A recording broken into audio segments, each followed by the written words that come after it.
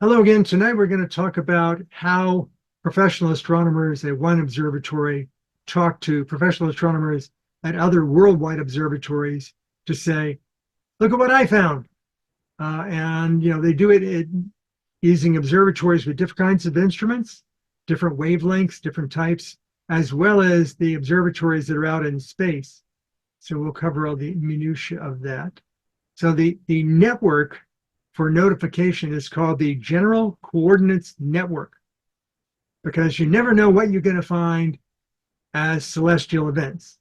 It could be gamma ray bursts, it could be X-ray, could be visual, ultraviolet, radio, infrared, gravity wave. So you've got all these different observatory types that want to talk to each other and go, look at what I just saw. And so you can subscribe to this. If you go to the GCN website, there's a link at the end.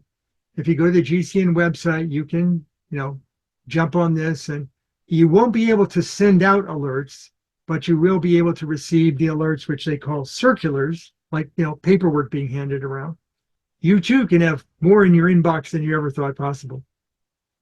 But they have clients and sources or observers, and the clients are the people that want to receive this stuff, and the observers are the scientific community or technicians operating various observatories.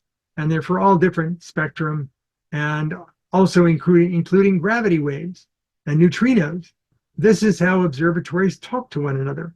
And when they first poke their head up and say, look at what I found, it may not be peer-reviewed, it may be false, it may be only visible in certain ways, but they talk to one another. It's NASA, so it's US taxpayer dollars at work here. You have to have a NASA account, which just requires the registration of a username, password, and email address with NASA. So to get access to the GCN site for logging purposes or for subscription to get notifications, you have to previously have had a NASA account. They're easy enough to come by. They don't cost anything. But once you have GCN access, you can receive circulars via email. If you want to send out one, like if you want to create some new observatory with some new kind of instrumentation, if you get another professional observatory representative to give you peer approval, then you can be a sender of alerts. There's a free flow of information. You can choose what level of scrutiny the observations have, whether you want the raw observations, you want to create observations. You don't have an observatory, but you're interested in the content. You just want to provide peer review. If it's gravity wave and you've got a gamma ray, then you want to corroborate the observations or correlate it in different instruments. And it does involve people that do things with both Earth-based and space-based observatories. So it's a big audience out there. And even though it's from NASA, and some people have experience with NASA programs where, nope, only the people from inside the US can work this program, or only the people from inside the US and our international project partners can share or gain benefit from this program. Astronomical, astrophysical, and particle physics events are matters of global fact, and they're agnostic to international politics. So it looks like, from what I've received in the notices that I've received, I've seen notices from definitely inside the US and US programs in the US that are relating to places elsewhere, like observatories in South America, for which NASA has some partnership, but also gravity wave observatory in Italy. Got notices from that. High energy particle physics satellites and observatories in Japan. Corroboration of other observations from folks in China or Russia. Russia apparently has a very strong program for corroborating, correlating observations made by the US. They're professional scientists. So it's a cooperative system. In order to receive the events, somebody has to send them. So the folks that could send the information have to sign up to send, get their peer approval, sign up to send, and then actually send them. and they have to send them in a specific format. It's not just like junk spam email. There's a defined content you're expected to include. There are many more subscribers that want to listen in to the food stuff, like myself, than there are reporters. If you are approved to be a reporter, then you can create multiple topics. Like, I'm a gravity wave observatory. I've been given permission to submit new alerts, and I've got one class of alerts that are, hey, we just found this in the last hour. Or you've got it's a few days afterwards, we've had another gravity wave observatory confirm it. Yep, it's been correlated that these are gravity wave actual events, not some noise source on the planet or elsewhere that we already know about. It's new and different. So you can subscribe to different levels of scrutiny before you get your email in your inbox. And that's to keep down the flood, so to speak. But I want the flood, and then I'll write software that will filter it for me. So as I was saying, there's different types of alerts. There are the hot off the press types. That's the ones I'm looking for. Or the news media, for example, will want the ones that have been correlated and peer reviewed. Don't give me none of that false stuff. I don't want to have egg on my face by finding out it's a microwave oven at an observatory and not some new star explosion. So they can look at different kinds of instruments and different observations from different observatories. If you want to be on the has been verified side, if you're looking for another observatory to verify it, even of the same type of instrument, you may have to wait for the Earth to rotate around to bring it into view. You may have to wait until like all the more important observations that are already in the observing queue get processed through, and then you get added to the bottom of the queue as maybe. And in the case of satellites, they have software that plans what to look at next, because you don't want it like pointing all over the place randomly. You want to we're going to do this part of the sky first, look around over there, and then a month from now we'll move over to another part of the sky, because that conserves your precious maneuvering fuel. If you want the raw stuff, you can get that within an hour or less. If you want the most refined stuff for your media outlets, that could take days. If it's an event like, let's say, a nova, it goes from not being there to going past maximum brightness in a matter of days. Now, what's in one of these circulars? What's in one of these notifications? Well, the email has some standardized boilerplate to it, but the actual notification itself has minutia, has the more details. So when you get it, it's the submission date time. So the way that they refer to these is by an identifier associated with the GCN circular, and then the submission date and time and who submitted it, what observatory it came from. And all of the values, all of the metrics that you see will be in internationally agreed standards. So dates will appear as Julian, day of year, and Gregorian. Normal calendar stuff.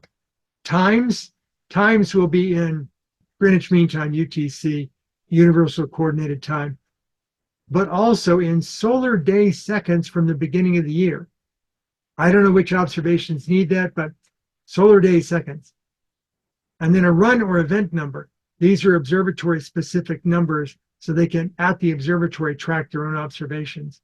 And then who reported this thing? So when they get one that's bogus, they can go, that idiot sent out another one without, basic confirmation first. And then the coordinates. Where did this happen in space? And they'll send it out as 3 different sets of coordinates. The right ascension and declination as of the time of observing, that's called the J now, or the Julian now, baselined against J2000, or the year 2000, January 1st at midnight, or J1950 for things that recur. You want the same baselines to see, is it the same thing that we saw in 1960? Well, by 2000, it could have moved in the sky. So you want the 1950 baseline to go with something from 1960. And the components that you'll get are fractional values. So in the case of right ascension, you won't get hours, minutes, and seconds. You'll get fractional degrees, 360 by 360. because different places on the planet have different time zones and different offsets. But if you do it by degrees, it's 360 by 360. So that's something everybody can work from. And the declination, the same sort of thing. It's fractional degrees, not degrees, minutes, and seconds. And then the uncertainty, if you're looking at something in high energy, you have a very, very precise location you can spot it from. If it's lower energy down into infrared, it'll be a little fuzzier. So there's a approximation like, well, the center of certainty is 90% accuracy is within this right ascension and declination. But, for gravity waves, it may be a 50% certainty because they're a little more amorphous as to where they are. And then whether or not the observation has been revised. They can put out, look at what I found, and then 2 hours later go, well, it's not there, it's actually a little over. Or we've narrowed it down, it's more like here than there. So you can see revisions that go out based upon the same original alert. And then you have instrument-specific content. If I'm looking at this thing with, gamma or X or UV, then I need to know the energy level of the particles I'm looking at. Not just UV, but where in the UV band. So I need the energy. How good was the signal? What was the signal strength? How do I judge it from background noise? And if we kind of have a source that we know it might have come from, how far away is it? How distant is it? How many light years away is it?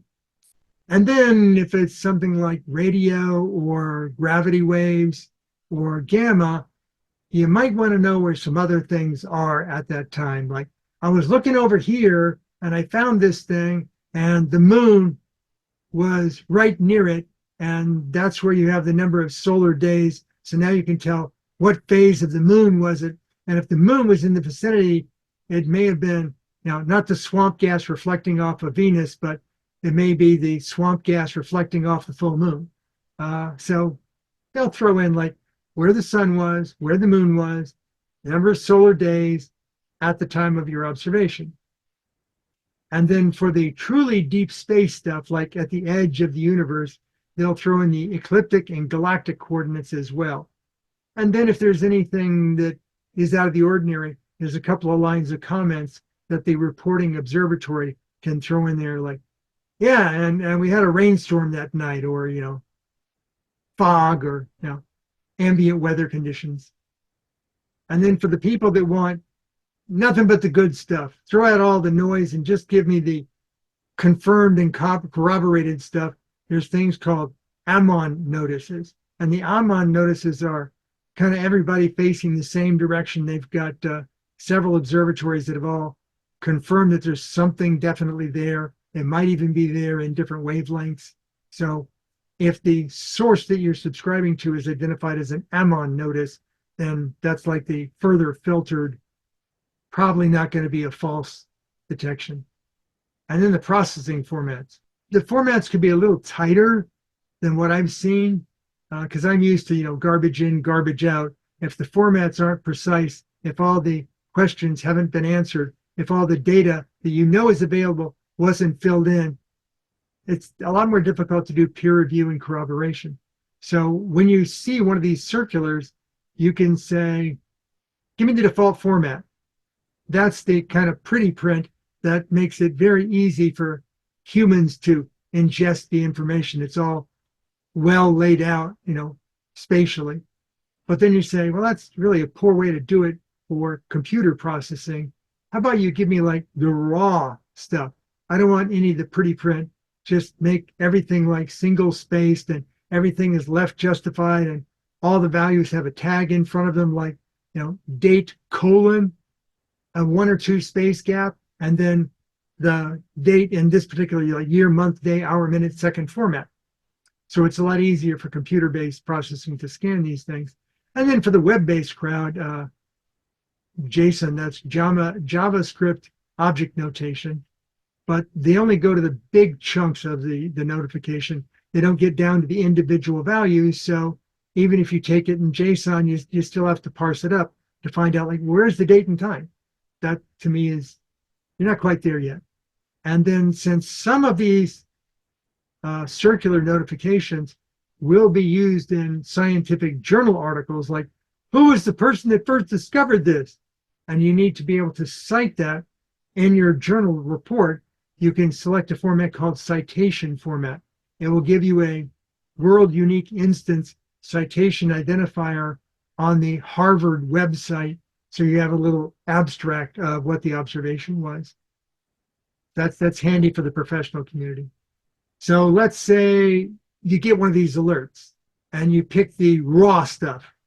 Now you've got to go pick it apart and see, well, the people that reported it, did it include all the right data? So peer review, is it a good report? And then it's, well, what is it a report of? And is it actually more signal than there is noise? So pull it out of the background and all that kind of corroborative stuff. And then once you have that, well, we think we have something here. Let's look at it in other wavelengths or with other types of instruments, like, radio, visual, ultraviolet kind of thing, gamma, X-ray, gravity wave, neutrino. Get all the filters lined up to see where it actually is. Sometimes there's no ability to confirm or correlate it because the initial observation turns out to be an instrumentation glitch. Yeah, we should have stopped observing and recalibrated. And once we recalibrated, the signal ghost echo went away. Never mind. But that's why you don't want to subscribe to the hot off the presses stuff, maybe. Like I said, hey, we were doing some radio observation at Alma, and we found something, and it's really strong. It turns out it was a microwave oven here in the office. Okay, well, terrestrial origin. Or we're using the Green Bank Radio Observatory in West Virginia, and a car happened to be pointing towards where the dish was aiming because it drives by on the highway, and they happen to have their collision avoidance radar turned on, and it happened to overlap, a harmonic of what we're trying to look for. So terrestrial source. Or it could be something unique to the instrument that's not visible in other types of instruments. In prior presentations, I've discussed, if you're looking at something at very low radio frequencies, it gets to a point where if the frequency is low enough, you may be the only observatory on the planet that can actually detect that, because none of the other observatories can get down that low in the frequencies. And then the one that I found out just today was, if you're doing imaging using a very large imaging array of chips, the thing you want to see may actually fall in the gap between the chips. And yeah, I'm sorry, you saw it in gravity waves, but that location, it's a black line for us. We just can't see anything there for 5 arc seconds. But maybe 6 months from now, parallax will allow us to see it other side of the crack, so to speak. But sometimes there's actually an outlier. I saw one today where there was confirmation and corroboration in different wavelengths that, yep, looks like you found a new X-ray source and we've seen it in ultraviolet. And this was like something that just switched on. I didn't look closely enough to see, is it in our galaxy or another galaxy? That's why you need to know the distance to it. So are these the kind of folks that are on the lookout for stuff? Like, who's watching this T Corona Borealis and when it happens? Well, turns out, yep, the Fermi Gamma Ray Space Telescope, every time it goes through one of its panning around looking for stuff on a regular basis to see if anything's changed, it has a stopping point for T Corona Borealis, and they're looking for gamma ray emissions. So every so often they'll come out with a report, and you can actually see the period of the reports of them looking at T CrB. Is it soup yet? Is it soup yet? Well, if you're looking in gamma, you're probably about 3 days later than the actual start of the nova. You should be looking for the neutrinos first. So rather than looking for observations from Fermi Gamma Ray Space Telescope, the observations I'm looking for are from the IceCube Neutrino Observatory down in Antarctica. If all of a sudden they say, hey, we've got a new detection, and it's very high energy, and it's in this location, and that location turns out to be where T CrB is, even if it's plus or minus 5 degrees. Yep, we got one. And, if the news media is looking for it, they'll find it in their good stuff AMON source. But I've also asked to look for those. So this is how I'm watching out for big stuff. I'm listening where the professionals speak. So in conclusion, NASA Goddard Space Flight Center Global Coordinates Network is a means by which one observatory of one instrument type can tell another one, hey, we've got something. Look at what I found. And this is how multiple observatories will corroborate, coordinate, and do peer review. And you may have to wait for other observatories to point in that direction or get their queue unbacklogged before you can get more data. But this is how initial discoveries are logged and tracked and eventually show up in science journals. These are the people that see it first. And now Broward Astronomy is a GCN client, and I receive notifications via email. I've received several today. So should it ever be necessary, we would be a peer endorser to a T CrB or a Betelgeuse, not a kind of source ourselves. We would just be corroborating what other observatories say. So we would be basically a reply to somebody else's submission. So I've started writing some alert processing software to snoop my Outlook inbox. It's a VBA JavaScript, growing, that will look in my inbox, see if the email is from GCN. If it is, what are the coordinates of the observation? And I've got two large circle plus or minus areas around T CrB and Betelgeuse. And that's the whole idea of me going down this rabbit hole of how do they talk amongst themselves? And can I get in on that food chain? Is I want to be able to go to Fort Lauderdale or Broward County and say, they've just detected it. It's been confirmed by a second observatory. Definitely happening. What do you want to do? So that's why, and that's what. Then we've got links to minutia if people want to dive deep on it. So, comments, questions? I know everybody's just eager to jump out there and go subscribe to get all this junk mail from professional astronomers.